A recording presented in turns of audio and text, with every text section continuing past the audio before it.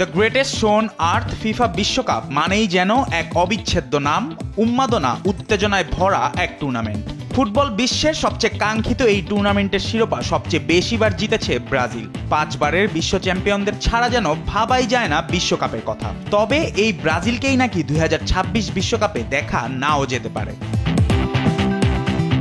আর্জেন্টিনার কাছে 4-1 গোলের বড় পরাজয়ের পর প্রশ্নটা এখন আর অতিরঞ্জিত শোনায় না। দক্ষিণ আমেরিকা অঞ্চলের বাছাই পর্বে এই মুহূর্তে চতুর্থ স্থানে সেলেসাওরা। 14 ম্যাচের সংগ্রহ মাত্র 21 পয়েন্ট।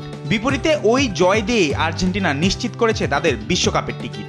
আর ব্রাজিল এখনো অঙ্ক কষছে, দেখছে সম্ভাবনার ছক।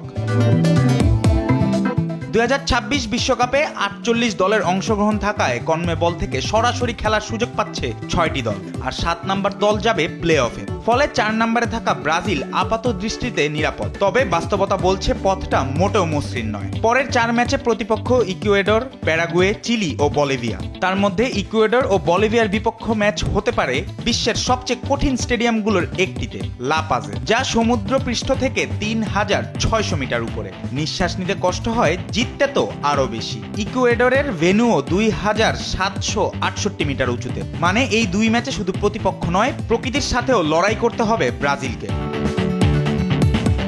ব্রাজিলের ফুটবল ঐতিহ্য বিশাল পেলেকে নিয়ে শুরু, এরপর রোনালদো, রিভালদো, কাকা, নেইমার হয়ে আজকের ভিনিসিয়াসরা। লড়াই তাদের রক্তে হলেও আর্জেন্টিনার কাছে বিধ্বস্ত হওয়ার পর প্রশ্ন উঠেছেই, এই ব্রাজিল কি সেই যোগ ও বনিতর উত্তরাধিকারী?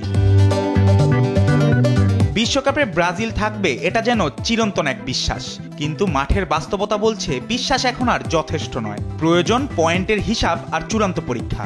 ভুল করলেই যেতে হবে প্লে অফের মারপ্যাচে, কিংবা আরো ভয়ানক বিশ্বকাপের বাইরে। জুবায়ের নূর, স্পোর্টস ডেস্ক, দেশ টিভি।